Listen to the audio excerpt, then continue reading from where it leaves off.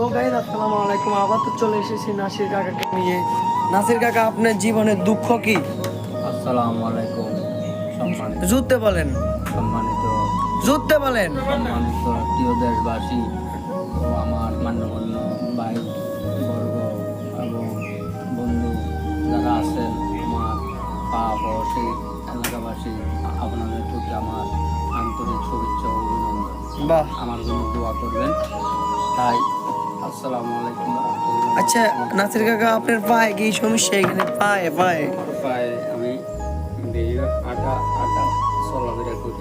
হ্যাঁ, আমার উঠতে গাই সাইকেলে, রিক্সে উঠতে গাই অ্যাক্সিডেন্ট, ডাক্তার ব্যান্ডেজ করে করে দিই।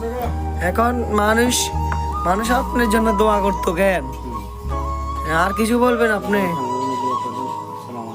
আর কিছু বলবেন? এই লোকটির কিন্তু হালকা মাথার সমস্যা।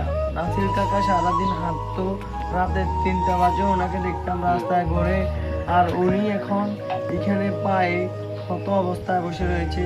আমরা তাকে নাস্তা পানি খাওয়াইলাম। নাসির কাকা, আর কিছু বলতেছেন আপনি? না, আচ্ছা আপনি এদিকে আসুন তো, এদিকে আসুন। এইখানে কি লেখা আছে একটু বলেন তো? এখানে যান, তাই একটু পড়ে শোনান।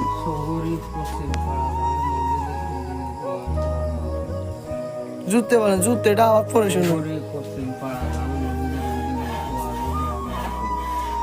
গাইজ, আপনারা বুঝতে পেরেছেন, নাসির কাকা আগে শিক্ষিত ছিল, এখন ওনার এই অবস্থা।